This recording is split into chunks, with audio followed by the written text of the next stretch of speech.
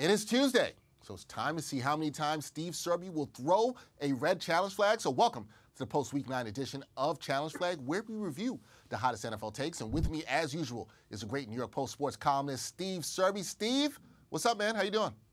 I'm good, Dex. How about you? Is that a flannel you're wearing? That's really nice. Not a flannel, but it is a plaid blazer that kind of matches the flannels that you rock. We have a little color symmetry going on here today, Steve. I like it.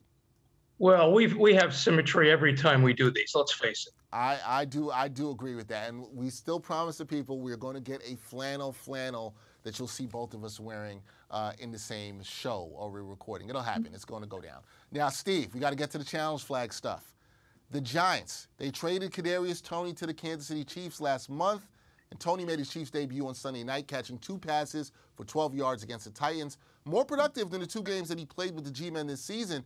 The trade isn't even 2 weeks old, Steve, but the statement is floating around. The Giants lost the Kadarius Toney trade. Are you bringing out the challenge flag here? Ooh, there we go. Yep. 1 game, I'm sorry. Look, Kadarius Toney, unfortunately for the Giants, was not a good fit. Brian Daboll and Joe Schoen want smart, tough, and dependable, and they couldn't depend on Kadarius Toney to stay on the field. So for a 3rd and a 6th round pick for someone that was AWOL, basically, for most of the season, for most of his 2-year career.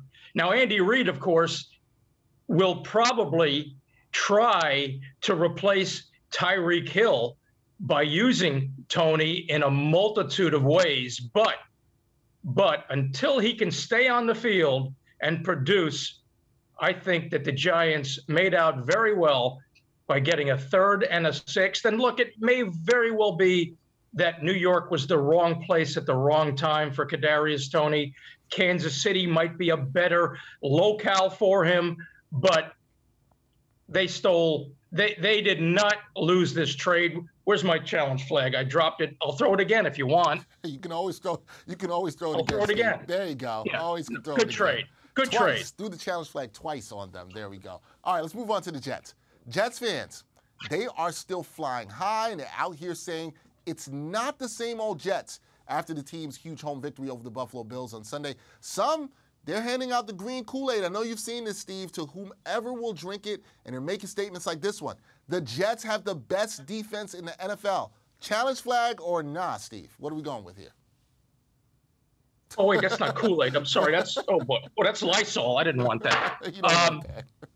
Look, the Jets are certainly in the conversation for best defense, along with the Cowboys, the Eagles, the 49ers, and the Buffalo Bills. Now, the Bills, going into that game, in my mind, had the best defense, but the way Sauce Gardner is playing now and the way Quinnen Williams is playing now, they ripped the Superman cape off Josh Allen. And who else has done that this season? The Jets, they're not the New York Sack Exchange, but they have arguably the best corners in Sauce Gardner and Mr. Reed in the secondary. And I debated whether to throw the challenge flag or not because it's nitpicking with the Eagles, Cowboys, 49ers, and Bills. But since I believe Robert Saleh is a big fan of Dexter Henry, and I'm not gonna throw the flag. I'm not gonna throw the flag. I believe that only one corner, I think the tiebreaker for me is Sauce Gardner's sauce. Nobody else has his own sauce. Jets, #1. Oh, sounds like you might be drinking the Kool-Aid here, Steve. That's what it sounds like. Sounds like you might be doing a little bit of that. But we go from green Kool-Aid. Better than the Lysol, I'll tell you that. That is true. A lot better and safer. We don't want anybody doing that. Now we go from the green Kool-Aid to Green Bay, where Aaron Rodgers and the Packers hit a new low on Sunday, losing to the Detroit Lions for their 5th consecutive loss.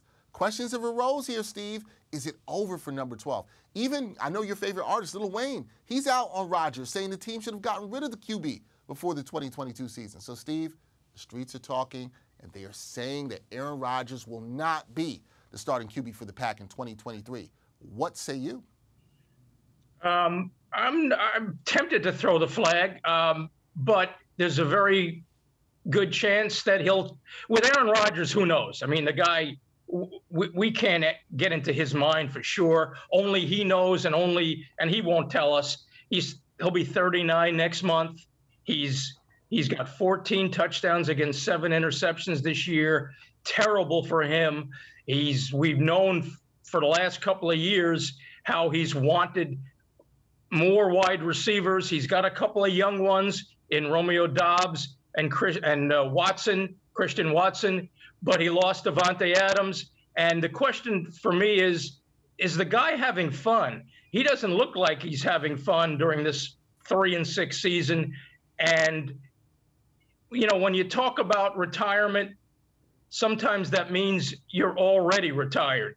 So, again, only Aaron Rodgers knows, but he's got Jordan Love. The Packers would love to see what they have in Jordan Love. They drafted him a few years ago. He's sat on the bench and watched the 2-time defending MVP do his thing.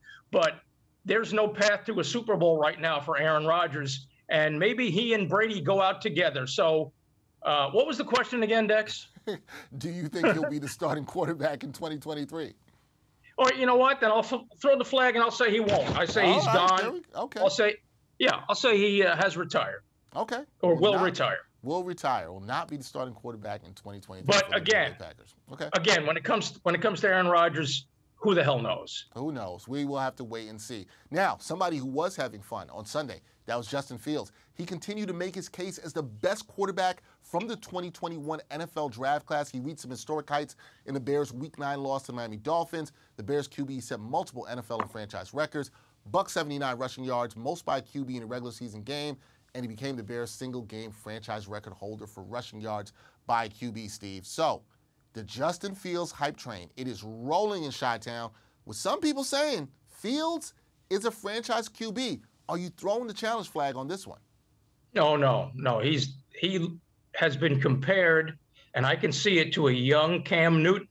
Now, Dex, answer this for me. Who is Luke Getsy? I have no idea. You have stumped me on this one. You usually don't stump me, but you've stumped me on this one. I know it's not easy to stump you, but he's the Bears offensive coordinator who has enabled Justin Fields to make this second-year leap that all Jets fans want to see from Zach Wilson. He's figured out a way to make Justin Fields right now, over the last 3 games, look like the best of the second-year quarterbacks. 24 carries, 320 yards, and 3 touchdowns over his last 3 games. Of course, that 178, that record showing against Miami. This kid looks like he's the real deal. I feel very happy for Bears fans. I know a few of them, and they've been waiting and praying for a quarterback like this. And he's a franchise quarterback, no doubt about it. And good for the Bears. Good for all my Bear fans. They deserve it. They've suffered not quite as much as Jets fans have. They did win a Super Bowl, the '85 Bears, but good for the Bears. This kid's the real deal, no doubt about it. Yeah, and the Jets fans are like, "Where's our quarterback?" If you don't believe in Zach Wilson, which some. Well, wait a minute, but Zach played well against the Bills. He did. 5-1 as a starter. He hasn't shown that second-year leap that Fields is showing now. But then again, neither has Trevor Lawrence. So sometimes, I know, as impatient as Jets fans are and the media is, excuse me, these guys take a little time. Now, Justin Fields is making Jets fans salivate and want to rush Zach Wilson into being that kind of talent. Oh, yeah. That is happening. And, there'll be more challenge flag discussions around that. That is the great Steve Serby, sports columnist for the New York Post. Steve always has his challenge flag ready. And, Steve, thank you for the time. Appreciate it, man. Thank you, Dex. Good to see you back. Mm-hmm.